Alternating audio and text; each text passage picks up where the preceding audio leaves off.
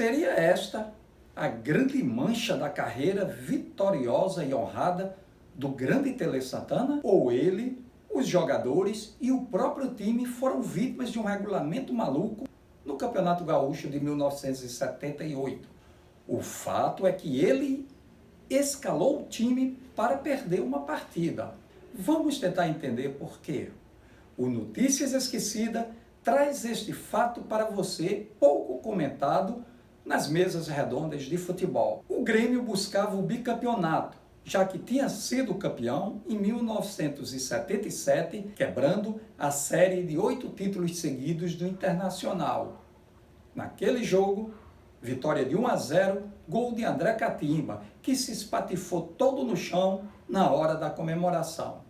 Mas voltemos ao campeonato de 1978, cujo regulamento propiciava grandes oportunidades para que times do interior chegassem ao hexagonal final. Mas os torcedores, os jornalistas, alertavam que tinham turnos demais, chaves demais, classificações e afins.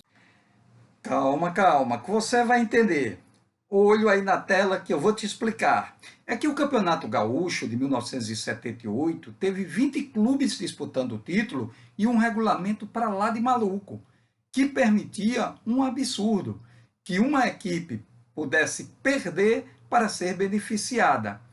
Eram 3 turnos e em cada turno classificavam-se 4 times para um quadrangular e deste quadrangular 2 times se classificavam para um hexagonal decisivo ao término dos 3 turnos. No primeiro turno, sem a presença de Internacional e Grêmio, que estavam disputando o Campeonato Brasileiro, deu Esportivo e Novo Hamburgo. Estes, automaticamente, se classificaram para o hexagonal. No segundo turno, já com a presença dos 2 gigantes, com as equipes divididas em 4 grupos de 5 times, o Grêmio, Internacional, Juventude e Esportivo se classificaram para o quadrangular do turno. Nesta disputa, o Grêmio ficou de fora, pois deu Internacional e Esportivo.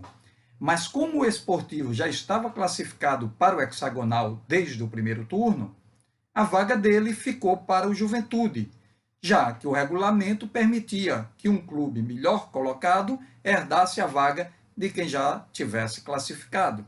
Loucura, né? No terceiro turno, na última rodada, o Grêmio liderava o seu grupo, e aí ele viu uma brecha no regulamento. Isto porque, se ele ganhasse do Juventude, os classificados para o quadrangular do terceiro turno seriam Grêmio, Internacional de Santa Maria, Internacional e Caxias. E ele correria o risco de não se classificar para o hexagonal, assim como ocorreu no segundo turno. E se ele perdesse para o Juventude, o quadrangular seria entre Internacional, Juventude, Grêmio e Caxias.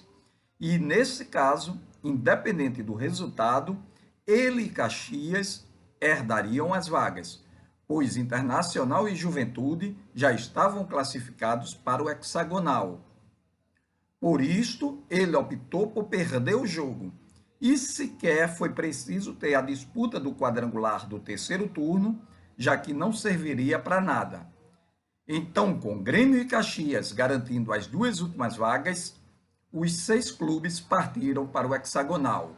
Explicado isso, voltemos à polêmica do jogo. Contam que o Inter de Santa Maria sonhava com a vaga, porque se o Juventude perdesse, a vaga seria dele. E até mesmo o empate no jogo Juventude e Grêmio, ele ganharia a vaga desde que vencesse a partida por 4 gols. E acredite, no primeiro tempo desse jogo, ele já estava ganhando do seu adversário por 4-0. O técnico Tele Santana sabia de tudo isso, mas durante a semana evitou dar entrevistas. Nenhum comentário. O fato é que ele escalou juvenis e reservas para o jogo. E foi assim que cerca de 4.000 torcedores foram assistir e vaiar o time do Grêmio naquela noite de 25 de outubro. Vaiavam quando o time ia ao ataque, vaiavam quando o árbitro dava falta a favor do Grêmio. Pode uma coisa dessa? Mas foi isso que aconteceu.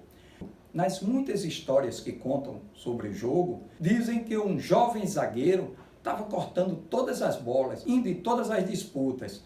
e no intervalo com 2-2, ele foi substituído por um jogador mais experiente, que errou várias saídas de bola, errou passes na frente da área, e contam até que ele abaixou-se num cruzamento. Muito estranho, né? Bem, o jogo foi 4-3 para o Juventude, com pênalti inexistente, com gol irregular, ou seja, tudo como o Grêmio queria ou precisava.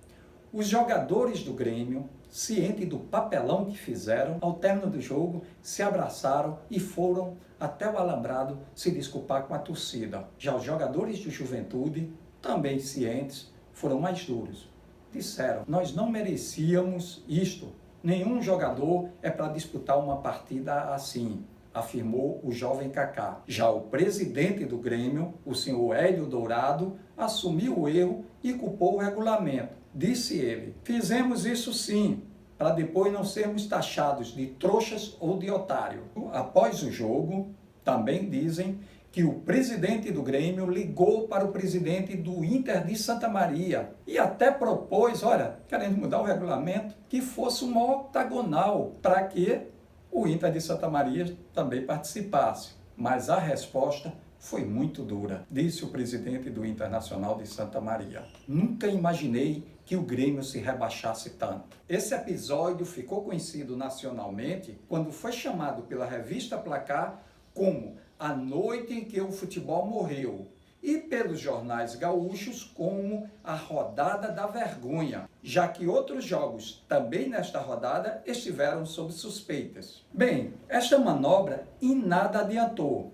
Embora o Grêmio tenha se classificado, ele foi ao jogo final e perdeu por 2-1 para o Internacional. E aí eu pergunto a vocês, valeu a pena o que o Grêmio fez? Você apoiaria o seu time num jogo deste? Conta pra gente nos comentários e compartilhe o nosso vídeo. Agradecemos a sua audiência e vamos trazer para vocês mais fatos inusitados no nosso Brasil. Até o próximo vídeo.